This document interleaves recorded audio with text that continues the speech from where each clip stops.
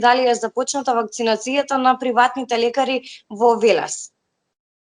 Па има одреден број на доктори кои што се пријавија на сајтот на порталот за вакцинација за приватни доктори, но она кое што можам да кажам е да бројката која што ја слушаме од вести, која што е набавена во државата е навистина мала. Така да бројот на медицински лица кои што би сакале да се вакцинираат не може заради тоа што гледате пријавени се пензионери, хроничари, здрави луѓе, негде околу 90.000 луѓе се имаат пријавено за вакцинација, додека бројот на вакцини кој што е внесен во државата е отприлика околу 3.000 или колку се стасани. Така да кој кога ќе може. Дел од матичните доктори беа болни, некои беа позитивни, некои завршија низ Македонија, еве и со лош крај починаа во болнички услови, така да кога ќе стигнат ќе видиме, во зависност државата треба да направи приоритети, софтверски тоа треба да биде решено, добро е да се направи кол центар и некој само да се посвети на таа работа за да биде ефикасно завршена. Каков е интересот кај возрастните граѓани над 70 години? Дали сакаат да се вакцинираат и еве вие како здравствен работник, која порака ќе ми упатите на македонското население? Дали треба да се вакцинираат и кој треба да се вакцинира? Гледате, нема шаблони во медицината.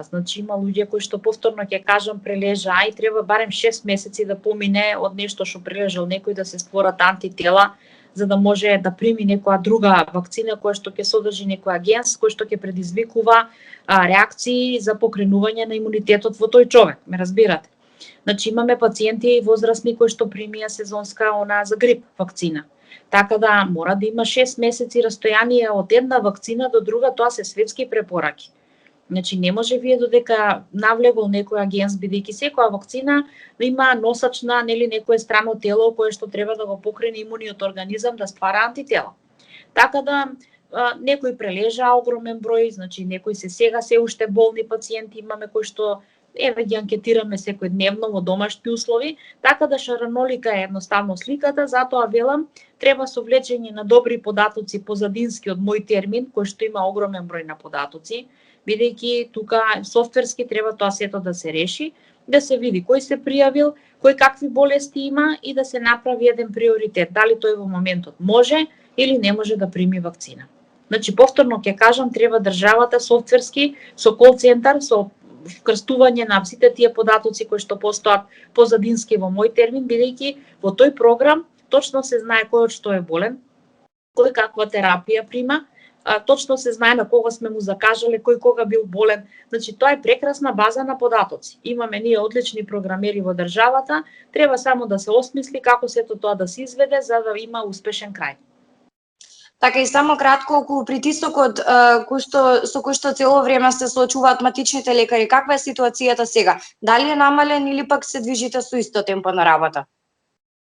Работиме со исто темпо заради тоа што порачките се секојдневни. Огромен број на пациенти, она кое што е за хроничен рецепт порачка за хронична терапија се јавуваат. Оние кои што се за преглед, бидејќи не е само корона, цело време имаме ние пациенти со покачен крвен притисок, со инфаркти, со малигнитети, нови болести каде што се откриваат, со автоимуни заболувања, така да медицината мора да се посвети на другите болести, бидејќи бројот со малигнитети нормално си функционира и расте секоја година и треба да видиме да се обрне поголемо внимание на таа превенција. Така да сметам дека сите ние како примарно здравство докажавме да имаме капацитет, не дозволивме да имаме затворени и блокирани болници ниту во Велес, ниту во другите градови во државата и огромен број на пациенти ги прифативме и ги обслуживме.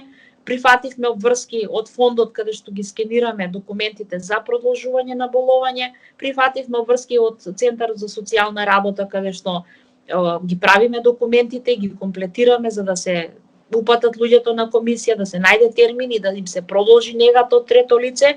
Тоа е една обемна работа, анкетирање на луѓе, телефонски јавување, вие сте позитивен, вие треба ова да правите, вие сега треба дома да седите, совети, смирување на панични состојби. Цела медицина се работи цело време.